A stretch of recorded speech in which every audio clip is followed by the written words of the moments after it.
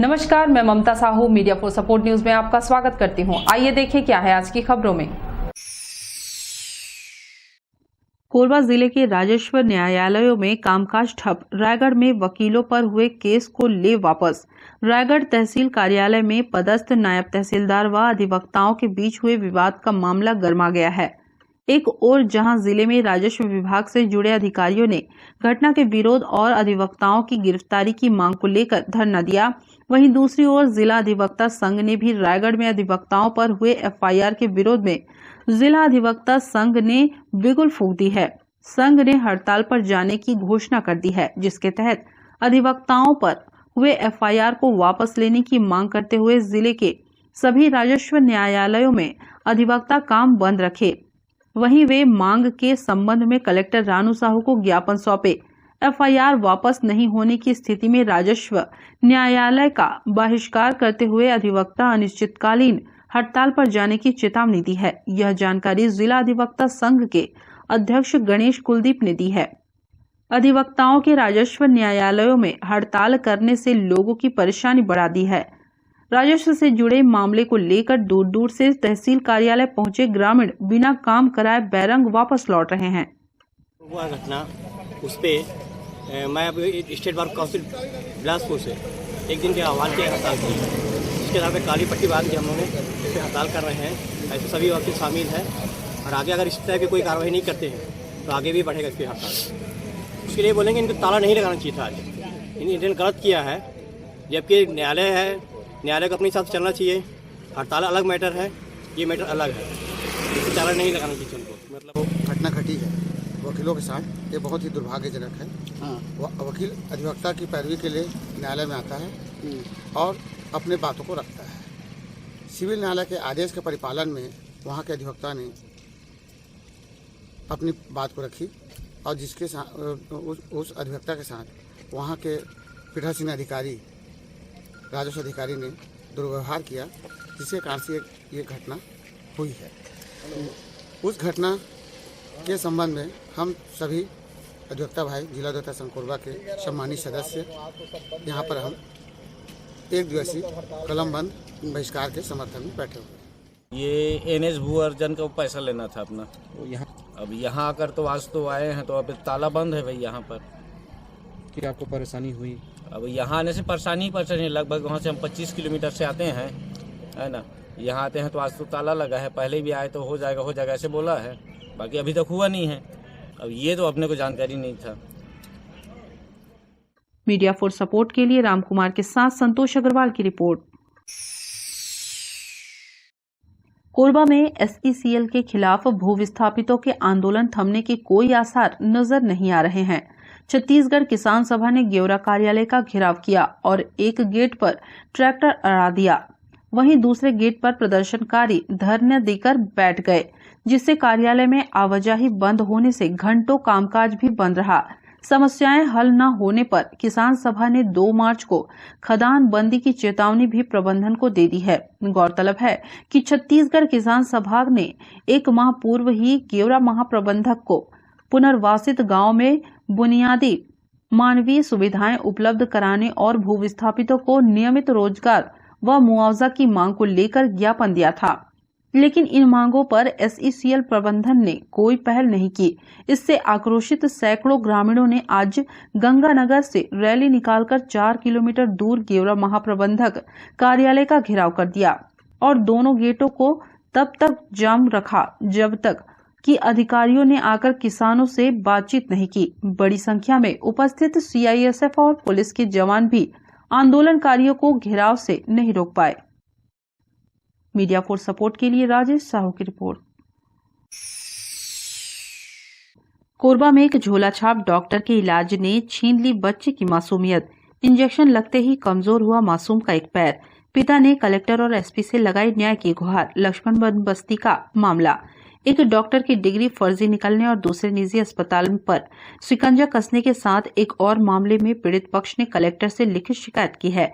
इसमें पुराने मामले की जानकारी देते हुए बच्चे की चाल बदलने के लिए पुरानी बस्ती के एक प्रैक्टिशनर द्वारा लगाए गए इंजेक्शन को जिम्मेदार बताया गया है।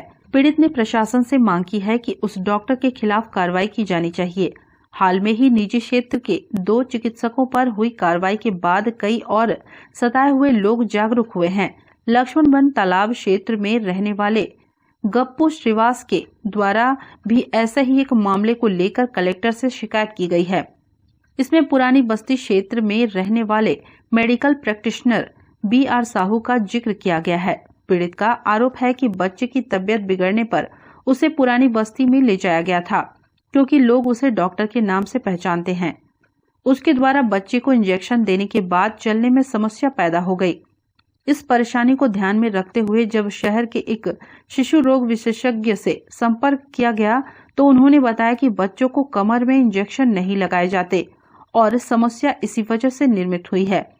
यह जानकारी मिलने पर गप्पू श्रीवास ने एक बार फिर अपने पुराने परिचित डॉक्टर साहू से संपर्क किया और कारण जानने के इरादे से उसका वीडियो बनाया।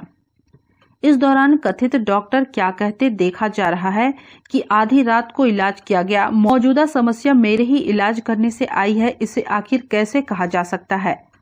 फिलहाल मामले की लिखित शिकायत कलेक्टर और SP से की गई है और उचित कार्रवाई करने की मांग की गई है। देखना होगा कि इस दिशा में आगे क्या कुछ कदम उठाए जाते हैं। मीडिया फॉर सपोर्ट के लिए संतोष अग्रवाल की report.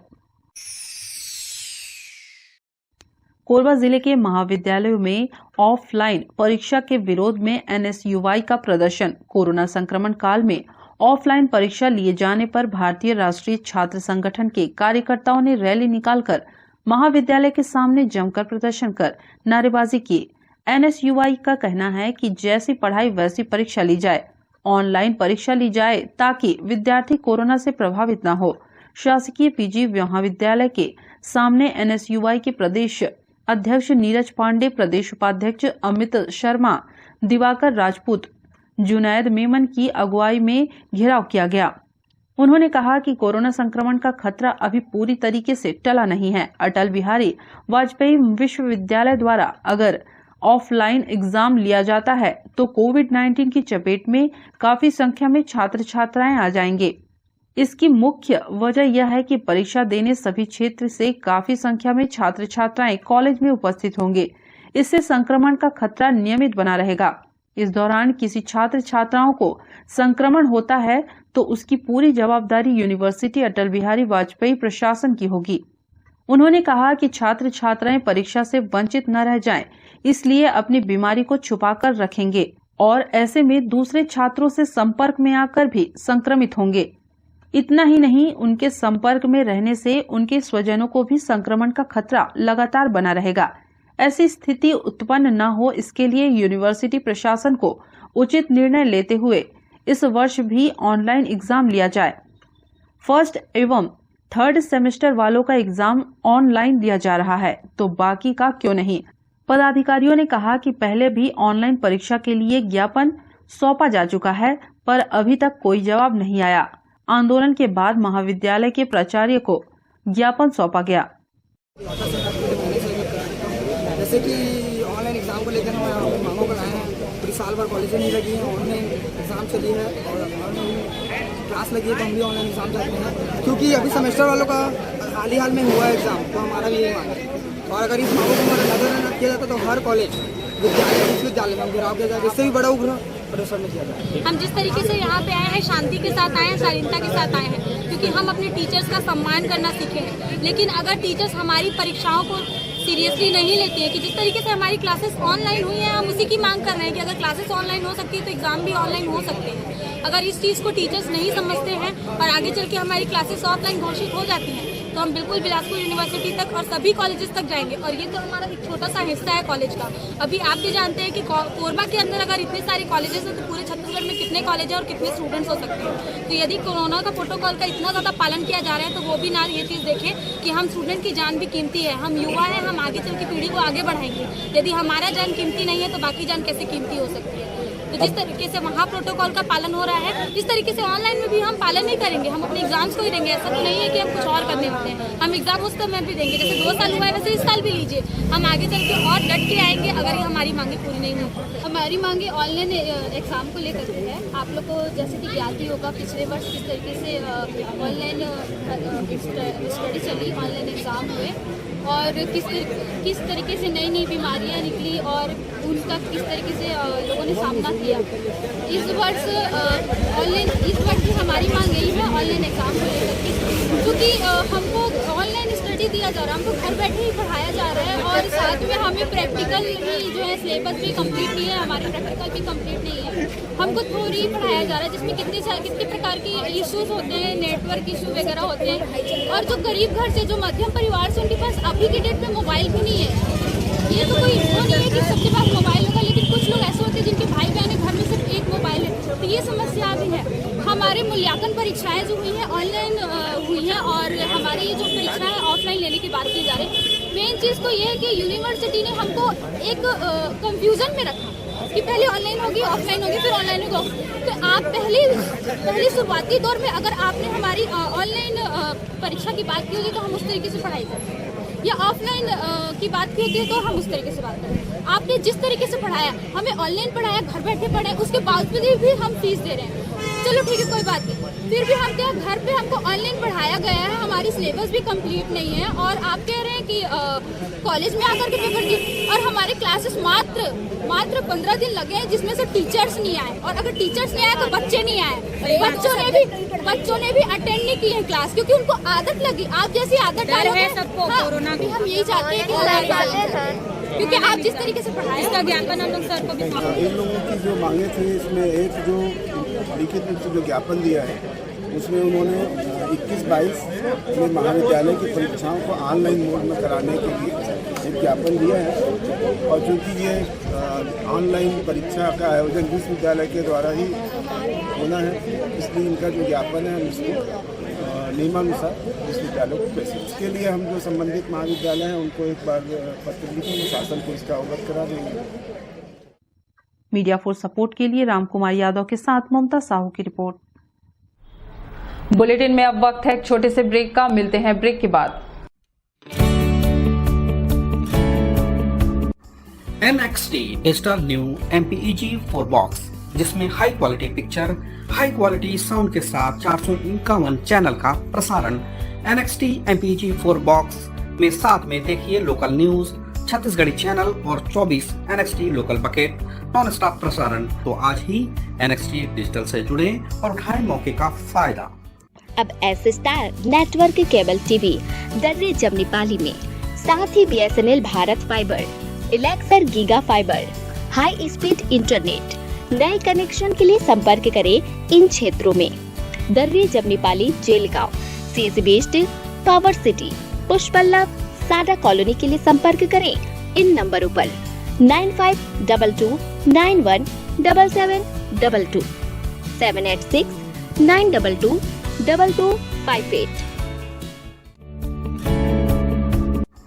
NXT digital new MPEG 4 box, जिसमें high quality picture, high quality sound के साथ 451 चैनल का प्रसारण।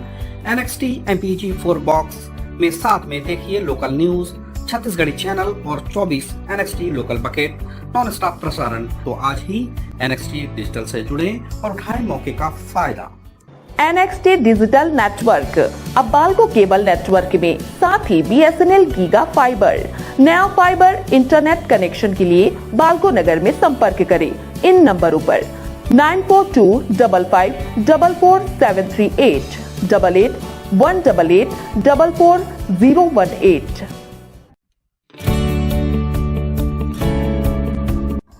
NXT digital new MPEG 4 box, जिसमें high quality picture, high quality sound के साथ 451 चैनल का प्रसारण। NXT MPEG 4 बॉक्स में साथ में देखिए लोकल न्यूज, छत्तीसगढ़ी चैनल और 24 NXT local bucket non stop प्रसारण। 1250 रुपए का बॉक्स पुराने ग्राहकों को मात्र 500 रुपए में दिया जा रहा है। तो आज ही NXT डिजिटल से जुड़े और उठाएं मौके का फायदा। संपर्क करें film satellite and cable TV. Mobile number 7745901786 9630307395। Korba के बाल्को नगर में बैंक से रुपए निकालकर लौट रहे ग्रामीण से 40,000 की उठाईगिरी बैंक से रुपए निकालकर साइकिल से घर लौट रहे एक बुजुर्ग के साइकिल के हैंडल में लटके थैले से 40,000 नगद की उठाईगिरी कर बदमाश फरार हो गए। बाइक में पहुंचे 2 बदमाश सीसीटीवी कैमरे में उठाईगिरी करते कैद हो गए हैं। एक बदमाश हेलमेट लगा रखा है तो दूसरा मास्क पहना हुआ है। दरअसल बालको नगर कॉलोनी में संचालित कोऑपरेटिव बैंक में नेहरू नगर निवासी असीम कुमार चंद्रा रुपए निकालने पहुंचे। 49,000 रुपए बैंक से निकालने के बाद उन्होंने 9,000 जेब में रख लिया और 40,000 को थैले में डाल अपने साइकिल की हैंडल में लटका दिया। बैंक से निकालकर बुजुर्ग सिविक सेंटर शॉपिंग कॉम्प्लेक्स में संचालित एक होटल के पीछे साइकिल खड़ा कर किराना दुकान में सामान खरीदने चले गए। इस दौरान बाइक में सवार 2 बदमाश वहां पहुंचे और झोला में रखे 40,000 नगद निकालकर रफूचक्कर हो गए। दुकान से वापस लौटने पर बुजुर्ग ने देखा कि झोले से रुपए गायब हैं। उसने आसपास के लोगों को घटना की जानकारी देते हुए बालको नगर थाना में भी सूचना दी। मौके पर पहुंची पुलिस ने आसपास में लगे सीसीटीवी कैमरे का फुटेज खंगाला तो बदमाश झोला से रुपए निकालते नजर आए। एक बदमाश गाड़ी में ही हेलमेट लगाकर बैठा रहा और दूसरा उतरकर झोले से रुपए निकाला। दूसरा बदमाश मास्क पहना था। पुलिस का मानना है कि आरोपी बाहर के हैं और बैंक के आसपास ही अपना शिकार ढूंढ रहे थे। रेकी करते हुए सिविक सेंटर तक पहुंचे और जैसे ही मौका मिला हाथ साफ कर दिए। पुलिस का यह भी दावा है कि सीसीटीवी फुटेज के आधार पर जल्द ही बदमाशों तक पहुंच जाएंगे। बहरहाल पीड़ित की रिपोर्ट पर उठाईगिरी का अपराध दर्ज कर लिया गया है। सीसीटीवी से बाइक का नंबर देखने का प्रयास किया जा रहा है। इसके अलावा साइबर सेल की मदद ली जा रही है ताकि पता चल सके कि घटना के वक्त उस लोकेशन में कितने मोबाइल एक्टिवेट थे, उनमें संदिग्ध कौन है। मेरे साथ करीबन घटना हुआ है 11:35 मिनट। मैं निकाला हूँ 49,000 पैसा को। उसके बाद मैं गया था राशन दुकान सामान लेने के लिए, मधुबन के पीछे वाला। तो वहीं पर मधुबन के पीछे के पास ही वहीं पर एक कांड हुआ। थैला में, हाँ, डबल थैला था, उसको छोड़ के मैं सामान लेने गया था। तो उनको निकालते मैं नहीं देखा हूँ। मेरे साथी जो है तो बगल में बोला कि आपके सामान से इन लोग कुछ निकाले हैं और उनका कहना है कि पुलिस का पकड़ने से तो हो सकता है छापा मारने आया हुआ। करके मैं कुछ नहीं बोला, मेरे थैले में पैसा नहीं है। मेरे को लग रहा है हाँ, निकालते समय यहाँ पर गिनते देख लिया है, उसी समय से मेरा पीछा करने लगा। अभी तक तो कोई जानकारी नहीं दी, सूचना दे दी है। मीडिया फोर्स सपोर्ट के लिए राम कुमार यादव की रिपोर्ट। कोरबा के बाकी मोगरा क्षेत्र के बंद पड़े 9-10 नंबर खदान में एक युवक का मिला शव। बाकी मोगरा थाना क्षेत्र में उस समय हड़कंप मच गया जब बंद पड़े 9-10 नंबर खदान में 3 दिन से लापता एक युवक का शव मिला। जानकारी के अनुसार बाकी मोगरा थाना के मड़वाडोड़ा निवासी 32 वर्षीय युवक महेश राम चौहान 3 दिन से घर में बिना बताए कहीं चला गया था, जिसके बाद घर वापस नहीं लौटने पर परिजन द्वारा इसकी सूचना बाकी मोगरा पुलिस को दी गई। पुलिस को जानकारी मिला कि महेश राम चौहान का शव बंद पड़े 9-10 नंबर खदान में मिला है। SECL के अधिकारी व बाकी मोगरा के थाना प्रभारी सहित घटनास्थल पहुंचे, जिसके बाद शव को बाहर निकालकर पंचनामा कार्रवाई कर पोस्टमार्टम के लिए अस्पताल भेजा गया। मामले में पुलिस जांच कर रही है। ये हम लोग ना 2-3 दिन नहीं आए हैं तो गुमशुदा लिखवाने के लिए थाना गए थे। वहाँ से हम लोग रास्ते में पता चल गया कि लड़का जो है यहीं पे है। अब उधर से लौट के आके देखे हम लोग यहाँ मृत्यु पड़ा है। आज ही पता चला है, दिमागी हालत ठीक नहीं है उसका। अभी भी तो कुछ चोट घाट नहीं लगा है, लेकिन पता नहीं कैसे हो गया। यहाँ गार्ड लोगों का ये लापरवाही है, यहाँ ड्यूटी करते हैं कि नहीं, आते जाते रहते हैं। आज वैसे घटना हो गया। वो तो जैसे पाते हैं वैसे चला जाते हैं, बता के जाते तो ऐसे नौबत नहीं आता। सूचना मिली थी कि 10-11 नंबर जो खदान है वहाँ एक लाश देखा गया है। इस सूचना पर थाने में मर्ग कायम किया गया और मौके पर आकर तस्दीक किया। तस्दीक पता चला कि जो मृतक है ग्राम मड़वाडोड़ा का रहने वाला है, जिनका नाम महेश चौहान है और पिता का नाम छतन चौहान है, जिनकी उम्र कम से कम 35 के वर्ष के आसपास होंगे। जिसे प्रथम दृष्टि ये लग रहा है कि वहाँ पे जो बंद खदान है वहाँ कुछ गैस टाइप का रिसाव लग रहा है, वहाँ पे एकदम घुटने से उनकी मौत हुआ ऐसा लग रहा है। मीडिया फॉर सपोर्ट के लिए रामकुमार के साथ मनोरंजन साहू की रिपोर्ट। तहसील कार्यालय रायगढ़ में हुई मारपीट के मामले को लेकर तीसरे दिन भी तहसीलदारों का धरना प्रदर्शन जारी। राजस्व दफ्तरों में लटका ताला। रायगढ़ जिले के तहसील कार्यालयों में घुसकर तहसीलदार, नायब तहसीलदार, लिपिक व भृत्य के साथ मारपीट की अप्रिय अवांछनीय घटना से प्रदेश के शासकीय सेवकों में व्यापक आक्रोश व्याप्त है। कार्रवाई की मांग को लेकर राजस्व लाभी काम बंद कर ITI चौक में धरना प्रदर्शन कर रहे हैं। रायगढ़ में हुए घटनाक्रम के विरोध में प्रदेश भर के राजस्व अधिकारी एकजुट हो गए हैं। कोरबा में भी इसका असर देखने को मिला है। हड़ताल को कई संगठन अपना समर्थन दे रहे हैं। देखिए, उनका आरोप लगाना बिल्कुल गलत है। प्रशासन अपना न्यायपूर्वक काम करती है, ये लोग दबावपूर्वक काम कराना चाहते हैं। इनका मोनोपोली अपना वो करना चाहते हैं, जो है इनके हिसाब से काम नहीं करने से ये लोग दबाव बनाते हैं। चपरासी को गाली गलौज करते हैं, बाबू को गाली गलौज करते हैं और अधिकारी गाली गलौज करते हैं। अब देखे हैं ये रायगढ़ की दुर्घटना, ये बिल्कुल उनका कहना गलत है और हमारे राजस्व न्यायालय में इनका सब रोजी रोटी चल रहा है। हमारे नाम से, बाबू के नाम से, चपरासी के नाम से, साहब के नाम से लोग दिन दहाड़े पैसा लेते हैं और उगाही करते हैं और जब केस हारने की स्थिति में आती है ये लोग मनमानी ढंग से यहाँ ये दबाव बनाते हैं ताकि जो क्लाइंट से पैसा लिए उसको वापस ना करना पड़े करके बाबू से उलझते हैं, तहसीलदार से उलझते हैं, डिप्टी कलेक्टर से उलझते हैं, कलेक्टर से उलझते हैं। इनका मनमानी गुंडागर्दी नहीं चलेगी। जो है हमारे राजस्व न्यायालय साफ सुथरा है और कोई पैसा का डिमांड नहीं किया जाता। आरोप लगा इनके द्वारा अपने आप को साक्ष्य साबित करने के लिए इनके द्वारा आरोप लगाया जा रहा है। हमारे राजस्व न्यायालय में अधिकारी बैठे इतने मेहनत करते हैं, भेजा कब्जा हटाते हैं, दलाल लोग, भूमि माफिया लोग घेर लेते हैं। कैसे मुश्किल से बच के हमारे तहसीलदार, कार्यपालिक दंडाधिकारी वहाँ से आते हैं, अपने जान को बचा के घेराबंदी कर लेते हैं। यहाँ का आदेश, वहाँ का आदेश, दुनिया भर के दलाल लोग बेजा कब्जा कर करके बैठे हैं। आदेश आता है कि यहाँ को तोड़ना, वहाँ को तोड़ना, वहाँ हटाना है। बगैर कोई गार्ड नहीं, कोई सुरक्षा नहीं, तहसीलदार गाड़ी में अकेले निकल जाता है, ड्राइवर के साथ वहाँ 10 दलाल घेर लेते हैं। बड़ा मुश्किल से जान बचा के हमारे कार्यपालिक दंडाधिकारी को वापस आना पड़ता है। इसलिए हमारे पूरा तहसीलदार लोग पूरा प्रदेश में 1-4 के गार्ड के मांग किया है सुरक्षा की दृष्टि से और मुहर्रिर का मांग किया गया है। जब तक ये मांग पूरा नहीं होगा और आरोपी अधिवक्ता जो गुंडागर्दी किए हैं वहाँ रायगढ़ में जो 3 गिरफ्तार हो गए हैं उनका लाइसेंस निरस्त हो और एक अधिवक्ता जब तक गिरफ्तार नहीं होगा और ये 4 सूत्री मांग पूरा नहीं होगा तब तक ये धरना प्रदर्शन पूरा प्रदेश में जारी रहेगा। सामाजिक संगठन मूल निवासी मुक्ति मोर्चा की ओर से जो राजस्व कर्मचारी संघ का जो समर्थन किया है, हम वकील भाइयों से भी निवेदन करना चाहते हैं कि एक जो ऐसी खानदान वकीलों की ये कुछ इसमें शामिल है जो नाथुराम गोडसे को अपना आदर्श मानती है, तो उसने अगर गुंडागर्दी किया तो उसकी सजा जो है न्यायालय देगा। तो उसके लिए जो है सारे वकीलों को इस प्रकार से जो है एक वैमनस्य से फायदा करने की जरूरत नहीं है।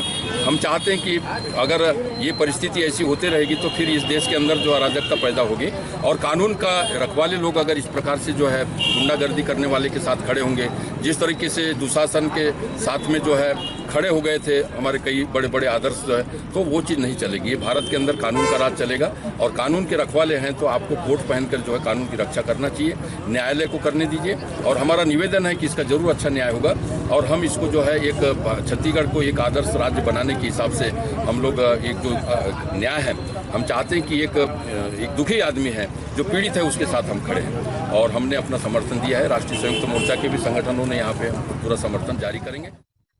मीडिया फॉर सपोर्ट के लिए रामकुमार यादव के साथ ममता साहू की रिपोर्ट। कोरबा के जिला चिकित्सालय में डॉक्टर के घर हुई चोरी के मामले का फरार दूसरा आरोपी गिरफ्तार। जिला अस्पताल के चिकित्सक डॉक्टर दीवान के घर चोरी की घटना को अंजाम देने के मामले में पुलिस ने फरार चल रहे दूसरे आरोपी को भी गिरफ्तार कर लिया है। पहले आरोपी को पकड़कर पुलिस ने पहले ही जेल भेज दिया है। वहीं दूसरा आरोपी विशाल पावले फरार चल रहा था, उसे भी पकड़ लिया गया है।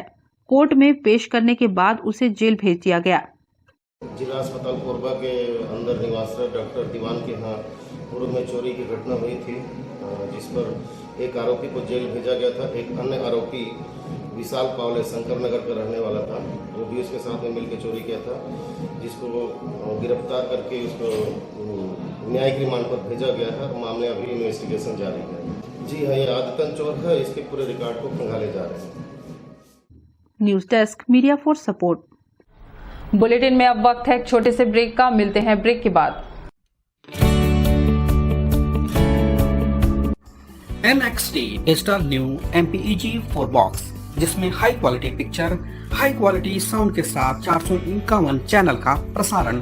NXT MPEG 4 बॉक्स में साथ में देखिए लोकल न्यूज, छत्तीसगढ़ी चैनल और 24 NXT local bucket non stop प्रसारण। तो आज ही NXT डिजिटल से जुड़े और उठाएं मौके का फायदा। अब S star network cable TV दर्रे जमनीपाली में, साथ ही BSNL भारत फाइबर, इलेक्सर giga fibre, high speed internet. नए कनेक्शन के लिए संपर्क करें इन क्षेत्रों में: दर्रे Jamnipali, Jelgaon, CSB based, power city, Pushpallav, सादा कॉलोनी के लिए संपर्क करें इन नंबरों पर 9522917722, 786-922-2258। NXT digital new MPEG 4 box, जिसमें high quality picture, high quality sound के साथ 451 चैनल का प्रसारण। NXT MPEG 4 बॉक्स में साथ में देखिए लोकल न्यूज, छत्तीसगढ़ी चैनल और 24 NXT local bucket non stop प्रसारण। तो आज ही NXT डिजिटल से जुड़े और उठाएं मौके का फायदा। NXT डिजिटल नेटवर्क अब बाल्को केबल नेटवर्क में, साथ ही BSNL गीगा फाइबर, नया फाइबर इंटरनेट कनेक्शन के लिए बाल्को नगर में संपर्क करें इन नंबरों पर 9425544738, 8818844018। NXT digital new MPEG 4 box, जिसमें high quality picture, high quality sound के साथ 451 चैनल का प्रसारण। NXT MPEG 4 बॉक्स में साथ में देखिए लोकल न्यूज, छत्तीसगढ़ी चैनल और 24 NXT local bucket non stop प्रसारण। 1250 रुपए का बॉक्स पुराने ग्राहकों को मात्र 500 रुपए में दिया जा रहा है। तो आज ही NXT डिजिटल से जुड़े और उठाएं मौके का फायदा। संपर्क करें film satellite and cable TV. Mobile number 7745901786, 9630307395।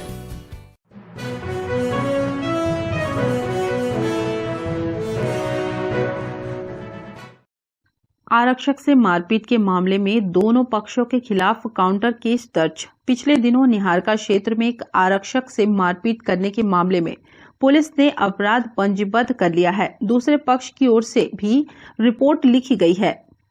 घटनाक्रम के अनुसार 9 फरवरी को रात करीब 9 बजे रामपुर चौकी का आरक्षक अनिरुद्ध केरकेट्टा ड्यूटी खत्म करने के बाद सामान लेने के लिए निहारका की तरफ गया था। यहाँ शराब के नशे में मोटरसाइकिल चलाते हुए कुछ लड़के निकले, जिसके द्वारा आरक्षक को गाली गलौज कर किनारे रुकने के लिए कहा गया। आरक्षक के रुकते ही यह लड़के उतरे और उसके साथ मारपीट करने लगे। आरक्षक ने बताया कि वह रामपुर पुलिस चौकी का स्टाफ है और पुलिसकर्मी है। इसके बाद भी क्या कर लेगा कहकर गाली गलौज किया गया। इस बीच डायल 112 वाहन को आता देखकर उस पर भी अभद्र टिप्पणी की गई। घटना की लिखित सूचना आरक्षक ने पुलिस चौकी में की थी। इस मामले में रामपुर चौकी प्रभारी निरीक्षक राजीव श्रीवास्तव ने विवेचना पूरी करते हुए अनिरुद्ध केरकेट्टा की रिपोर्ट पर आरोपी संजय कुमार, मनोज सिंह व उसके साथियों के विरुद्ध जुर्म दर्ज किया है। इसी प्रकार संजय कुमार चौहान की रिपोर्ट पर आरक्षक अनिरुद्ध केरकेट्टा के विरुद्ध जुर्म दर्ज किया गया है। 9 तारीख की रात में जो रामपुर चौकी में पदस्थ आरक्षक है अनिरुद्ध केरकेट्टा, वो ड्यूटी उपरांत निहारिका चौक के पास गया हुआ था, जहां पर कुछ लड़के थे जिनके साथ वाद विवाद हुआ। वाद विवाद होने के बाद उस पर जांच किया गया और जांच करने पर एक काउंटर अपराध जो है ना पंजीबद्ध किया गया है। अनिरुद्ध के खिलाफ भी हुआ है, तो अनिरुद्ध के पर से सामने जो 3 लड़के थे उनके खिलाफ भी अपराध पंजीबद्ध किया गया है। मीडिया फोर्स सपोर्ट के लिए राम कुमार यादव की report. Media force support news के इस बुलेटिन में बस इतना ही। न्यूज अपडेट के लिए जुड़े रहें हमारे YouTube channel, Facebook, Telegram, Instagram, Twitter को सब्सक्राइब, लाइक, कमेंट करना ना भूलें। नमस्कार।